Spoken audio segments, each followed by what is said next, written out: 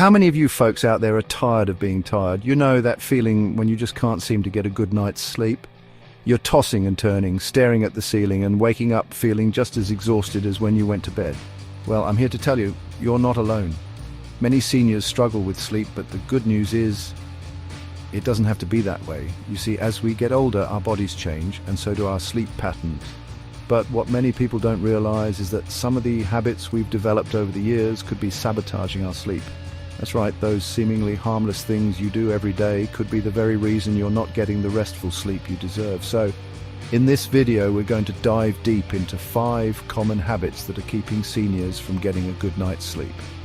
We're going to talk about why these habits are so detrimental and, most importantly, what you can do to change them. We're talking about practical, actionable steps you can take starting today to reclaim your sleep and wake up feeling refreshed and energized.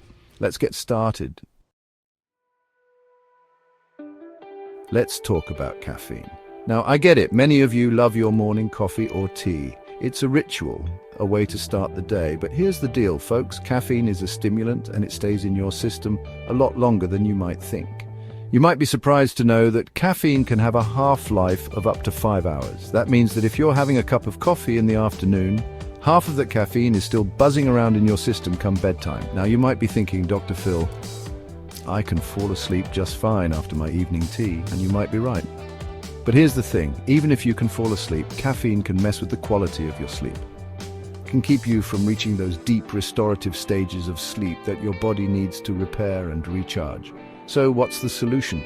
Well, the first step is to be mindful of your caffeine intake. Start by cutting back on caffeinated beverages, especially later in the day. If you're used to that afternoon soda or cup of coffee, try switching to a decaffeinated option, or even better, a glass of water. Remember, it's not just coffee and tea we're talking about here. Sodas, energy drinks, chocolate, even some medications contain caffeine. So read those labels carefully and be aware of what you're putting into your body. Your sleep will thank you for it. Now, I know what you're thinking. Dr. Phil, you're asking me to give up my coffee? You're out of your mind. Look, I'm not saying you have to give it up entirely.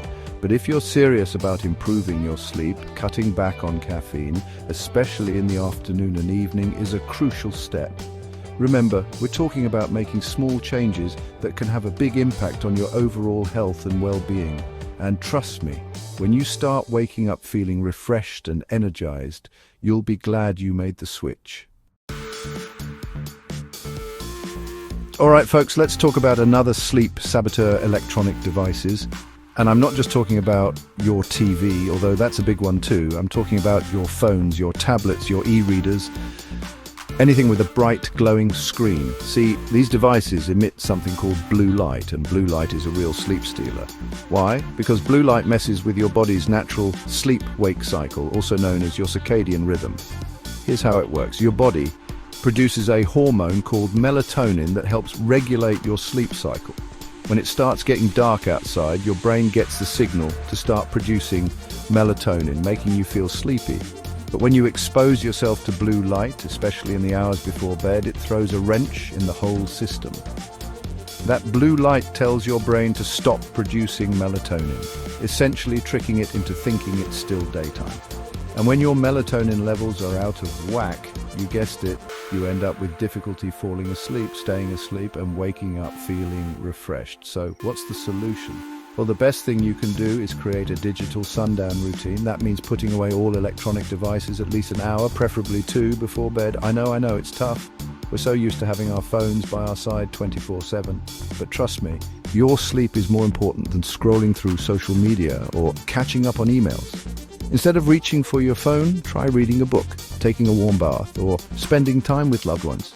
And if you absolutely must use your phone or tablet before bed, at least dim the brightness and activate the night mode setting, which reduces the amount of blue light emitted. Remember, we're creatures of habit. Our bodies thrive on routine. So make it a habit to disconnect from your devices and wind down in a relaxing way before bed. Your sleep will thank you for it.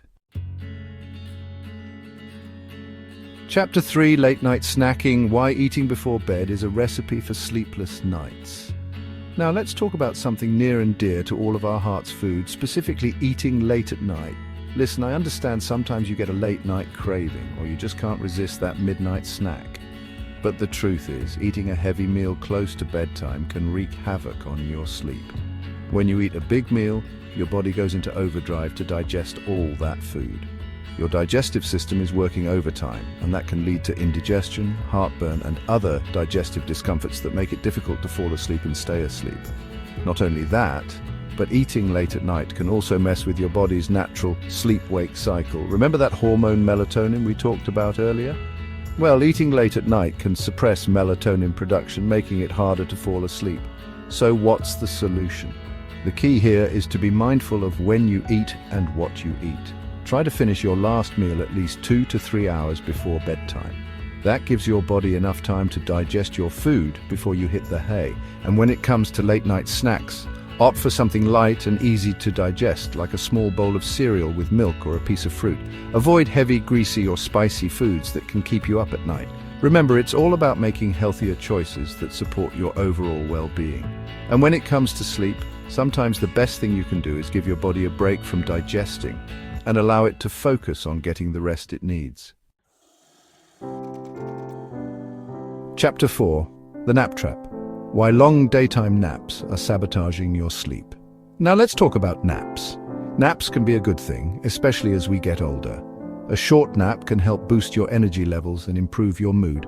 But here's the thing. Long naps, especially those taken later in the day, can actually interfere with your nighttime sleep. Think of it this way. Your body has a natural sleep-wake cycle.